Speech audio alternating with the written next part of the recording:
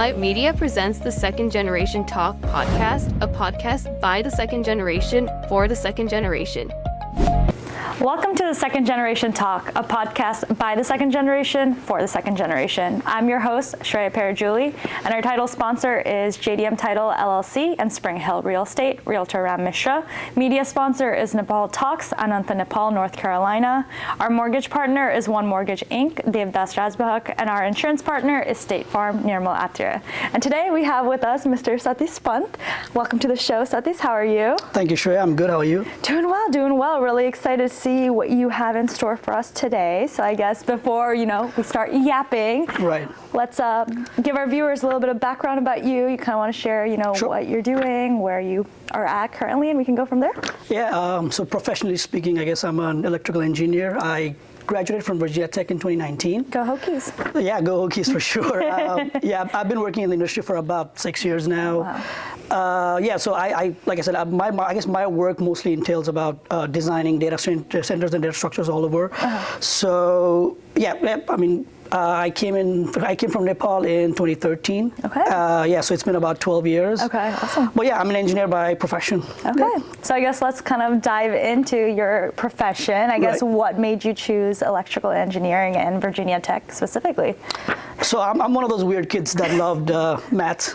Wow. So, yeah. Not many of our viewers can say that, including myself. Yeah, for sure not. So I was pretty much of a nerd back in Nepal. So I used to do pretty well on my grades. I used to study a lot, and then I was doing pretty well back home as well. And then when you're in Nepal, after like your 10th grade, you normally have like, oh, which field would you go to? Like people who do well, they were like, oh, you got to choose science, engineering, or you go to medical field. And I was like, I don't know if I want to, I don't see myself doing a medical field, working for 10, 12 years. It sounded like a lot of work. And then engineering itself sounded fascinating because I was like, okay, I enjoy maths, I enjoy science. So it was always engineering that I wanted to do. And then when I came here, obviously the job opportunities over here, the job stability, pay-wise, engineering seemed very tempting. Yeah. And that's why I applied to Virginia Tech. I got into engineering. Initially, I wanted to study mechanical engineering, but then later on, I was like, okay. After taking a few classes, I switched to electrical, and I do enjoy it. Okay. Yeah. I feel like that's a lot of people's stories. Like they start one way, and then they're like, they shift to something else. I guess as someone who knows nothing about engineering, I guess what's the difference between mechanical engineering and electrical, and why'd you switch from? So the standard engineering. So all of them are obviously they all in a way work together. So because any project that you have, if I'm talking about a data center work, so a data center when they're being built from scratch, you have structural engineers working on building those buildings. You have mechanical engineers that might be working about installing HVAC units, installing any air handling units, fans, and all that stuff to cool the equipments. But for us, like electrical engineers, we're designing how much power needs to be go to a data center. So basically, it depends on the client's requirements. So every project's different, but like most projects, you're working with various engineers, and electrical engineering, I guess in general, is more about you're collaborating with other engineers. They'll be providing you how much stuff they need. So like a mechanical engineer might be providing, saying, oh, we might need these many fans or these many HVAC units, and they'll be providing you cut sheets of those equipments to you. And now you obviously have to be aware about those, and then you obviously basically design how much power you might need, what the panel size or breaker size. So you're working with a lot of equipment. You're working with a lot of design. So that's where the maths, I guess, is involved, because now I guess my job would be more about drafting these design drawings that go out for constructions. So math is very critical. So sometimes you have to go on site, see how it is and all that stuff, and then you obviously have architects that might want to design buildings in a certain way where it looks pleasant to the eye. So you're working with a lot of different engineers or from other companies as well. Gotcha. But but my work is mostly about designing work. Gotcha. So you did say that you came to America, a little later from Nepal. I guess how did that kind of, affect, like your career path, like your identity, like things like that? Because you came when you were much older. I know a lot of people who were either born here, they were really young. So do you think it kind of shaped your experiences a little differently because you came here when you were older, or did it not impact you at all? For sure. No. I think it was a big culture shock when I came here, because even the smallest things like the way you talk, the way you interact with people is different back home versus here. Yeah. So it obviously takes you time to understand, oh, what's the norm versus am I pushing up my personal boundary towards someone? Like, so in that aspect, yes, it's a big shock. Right. But I guess studying wise as well, like in Nepal, the way we used to do is like for the 10th grade, we had to study for almost 12 hours a day. And because they used to consider 10th grade as one of the biggest hurdles that you have to go through. So for me, like I already had that habit of like, hustling hard, working hard. So when I came here, I came here when I was in 11th grade. So it was super easy for me studying wise because I was like, You've already been doing this for like... I was doing so well in some of my classes that one of my teachers was like, oh, you're doing so well at maths. I'm going to put you in a math competition in America. So she actually, but I'm like, the reason I'm good is because I've done this all and I know it. But yeah, initially high school was very easy because like opportunities back home, like you've done a lot of those. So when I came here, I realized like, I might not have to work as hard to get the same result initially. But then later on, when you go to college, that changed. The change obviously happens. Like I guess because the knowledge is scattered all over the place, you don't like. That's the thing where you struggle, or I struggled, was like what to look for, what should I be doing. And that's where I guess networking and all that comes in. Gotcha. I guess, do you kind of talk about any internship experience or any co-op experiences, like things like that you had in undergrad that kind of, helped you progress your career to where you are today? So that's one of the mistakes that I made in my career early on, because when I came here, like I said, I came here within a year and a half, I went to tech, right? So I was very fresh over here. I went to tech, and then obviously that was my first time ever living alone. So obviously like now you're like, I'm in a different country, and now within a year I'm again going out and living alone. So at that time, that was when I wasn't very aware about, I should be applying for internships, I should be looking for opportunities. And initially that's the mistake I made, and by the time I realized I was already a junior at that time. So I was like, because the things like the way in Nepal it used to be until 10th, 12th was like they were more focused on your grades, on how you do it. And I was under the impression like, okay, I should be studying and doing hard, which I was doing great.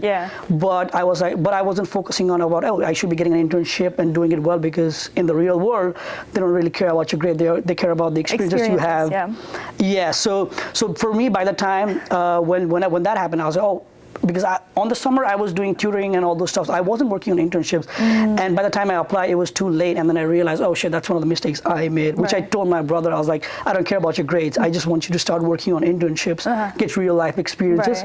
So yeah, for anyone like that's watching that, I would definitely say that's something that you have to do it, because that makes you stand out from other people. Because the grades will always be there, but in the real world, they look for experiences and all of that. So, viewers, keep that in mind.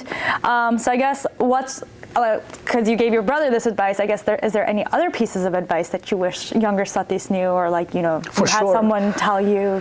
No. For me, the thing is like I came here, and then I did have my cousins and all that who helped me whenever they can, and then but most of the experience that I got was from trial and error. So I just did something, realized that's not the right way, and then learned it.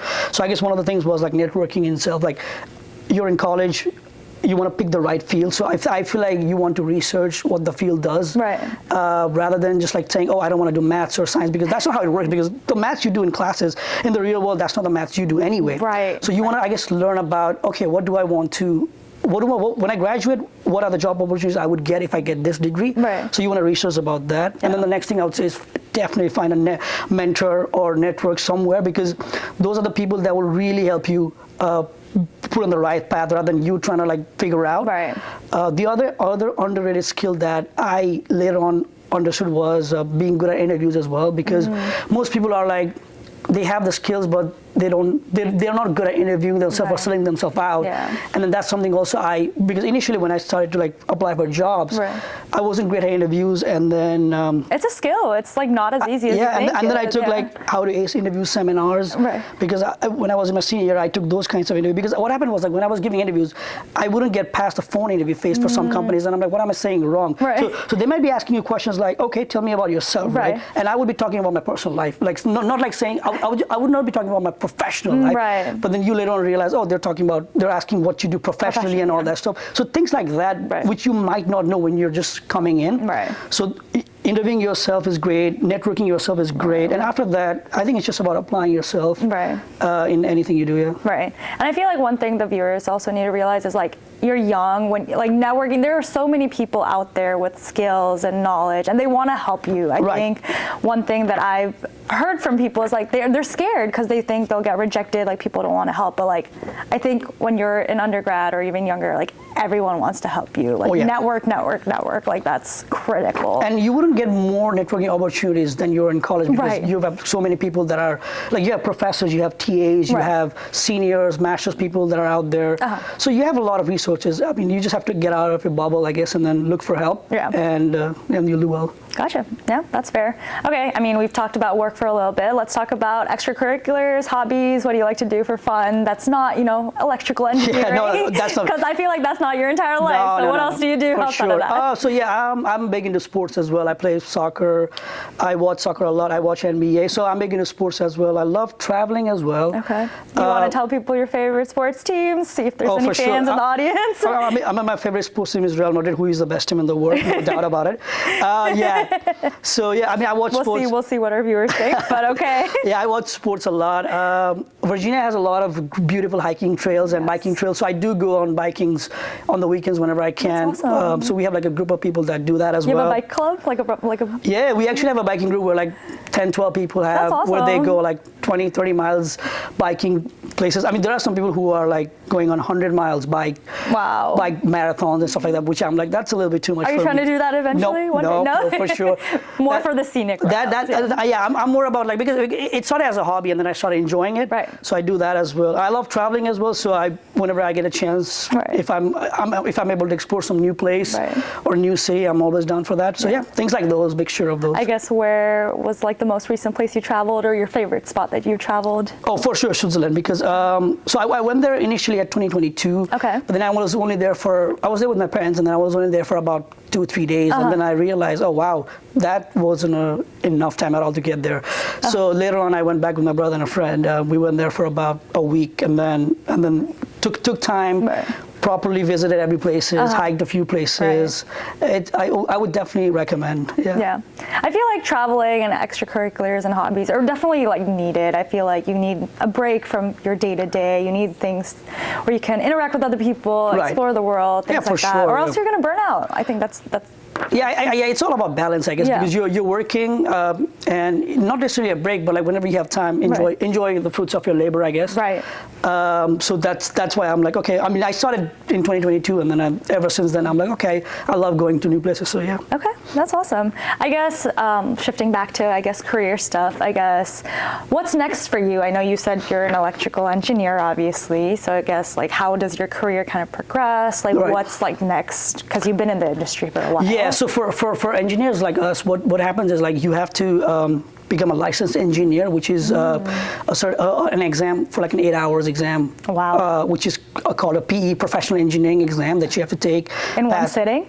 Yes. Oh, yes. wow. Okay. By the way, before you even get to that, you have to take an exam called FE, which is a 5-hour exam. After you do that and you have 5 years of experience under your belt, then you have to take the PE exam, pass that exam, and once you pass that exam, then you're a licensed engineer who can actually stamp and approve drawings. You're an engineer of record, because on a certain projects, there's like multiple engineers working, but one engineer is going to be responsible for the whole thing. Okay, gotcha. And that's how these companies, they win projects, because they show like we have a bunch of PE engineers on our company, and we can take more work in. So every company, I think, whoever does engineering, they eventually have to get your FE and PEs.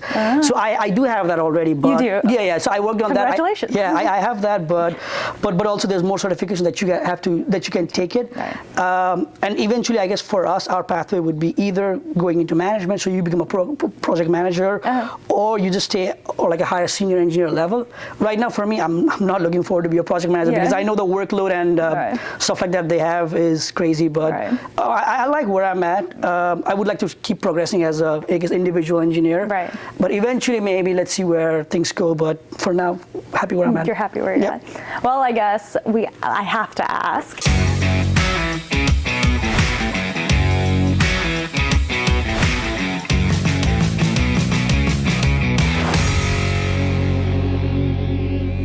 Alight Media presents the Second Generation Talk podcast, a podcast by the second generation for the second generation. Welcome to the Second Generation Talk, a podcast by the second generation for the second generation. I'm your host, Shreya Parajuli, and our title sponsor is JDM Title LLC and Spring Hill Real Estate, Realtor Ram Mishra. Media sponsor is Nepal Talks, Anantha, Nepal, North Carolina.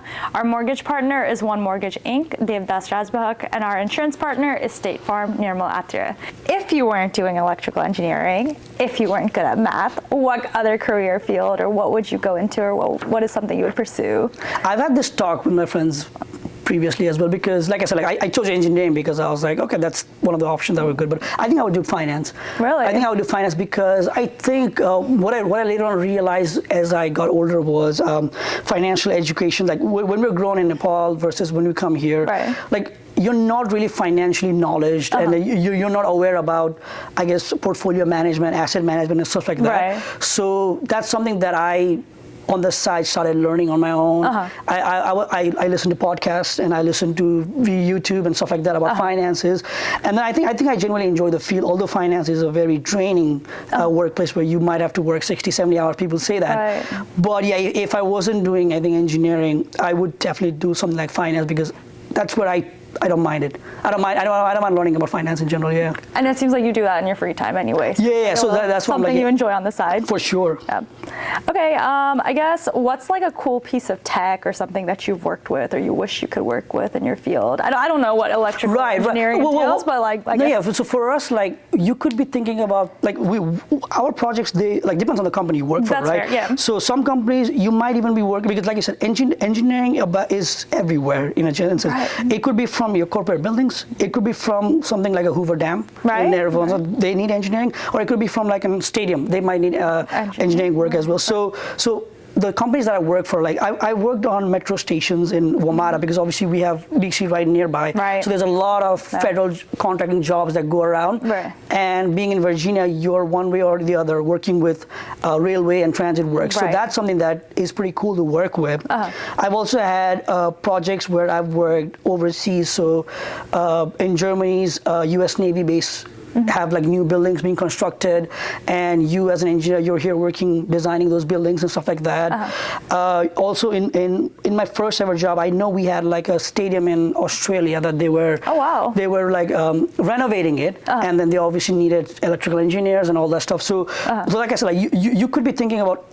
You could look at anything, anywhere. They would need engineers, and then so things like those. Like it's always like varied work. But now, obviously, I'm doing data center work, which I do like it. It's only been like 6 months. Okay. And it's new work, which I enjoy. Yeah. Gotcha. Okay, so I think another fun question: if you had to explain your job to a 5-year-old, how would you explain it?